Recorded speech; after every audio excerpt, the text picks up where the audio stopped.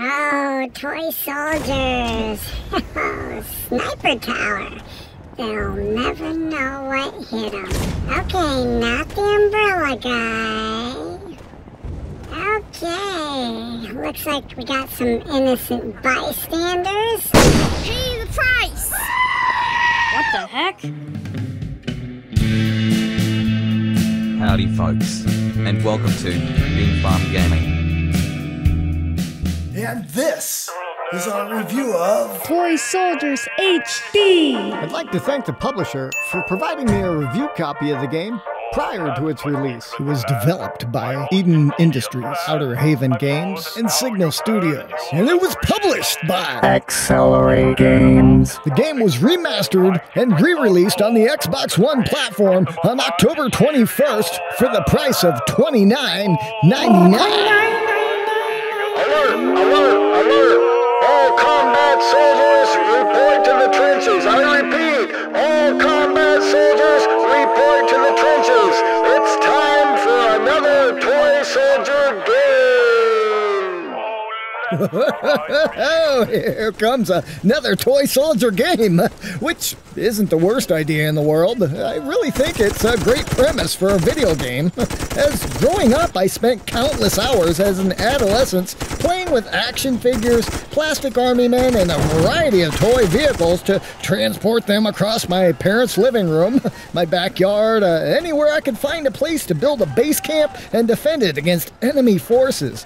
I imagine many of us had similar experiences, at least if you've made it this far into the video, huh? Alright, shut up and review the game, man. Move it, I can't hear you. Okay, alright. Sir, yes, sir, right away. In March 2010, man, that was a long time ago, Signal Studios released the game Toy Soldiers on the Xbox 360, Xbox Live Arcade.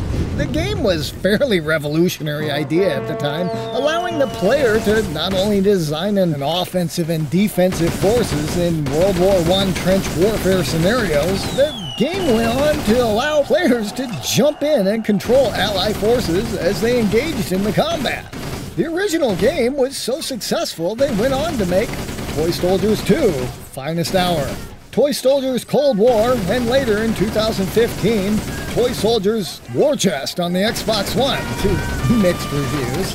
Well, the original's back now to take advantage of modern consoles and expanded resources like the increased resolutions and frame rates. As I had previously mentioned, the original game was released as an Xbox Live Arcade title on the Xbox 360, and although award-winning and revolutionary for its time, I believe the conceptual scope was just too large to squeeze into the architecture of the machine at the time. So, 11 years later, they're back here once again, granting you ability to command your troop from an overhead management view or take direct control of the units and do the fighting yourself firsthand. Lead your foot soldiers, cavalry, tanks, and planes to victory. Deploy an exciting arsenal of guns, gas, howitzers, mortars, troops, and flamethrowers, and vehicles to protect your toy box in vintage World War I toy dioramas. Dioramas?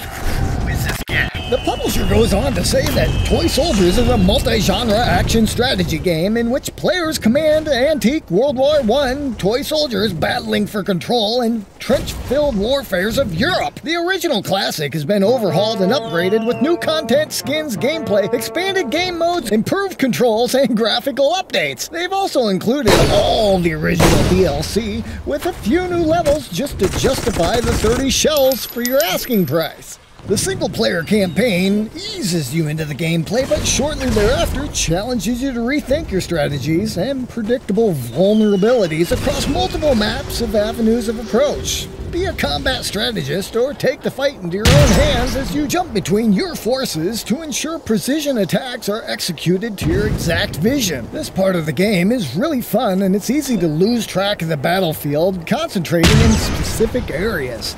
The multiplayer combat takes things a step further, allowing either online or local split-screen battles to unfold with you and your closest gamer allies. Watch as the intense battlefield action unfolds as these miniature models unleash mayhem on each other, which is surprisingly fun to try and predict your friends' strategies and set up traps and defenses for them to fall into.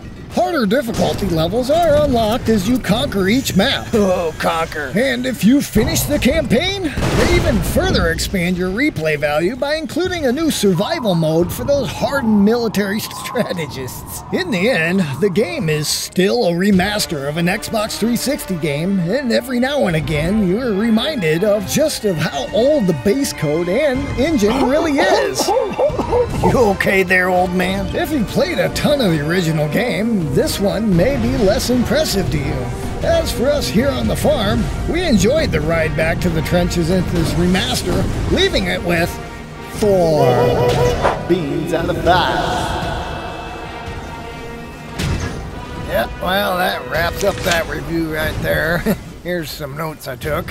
Where I put the keys to the tractor. So, you know, we make these new review videos every week, so if you're an indie developer or there's something you want to see Stardew Valley! besides Stardew Valley or Call of Pooty, let us know your thoughts and recommendations in the comments down below. Be sure to visit again next week As we continue to take humorous stabs at some of the industry's new and upcoming titles. Stay safe out there.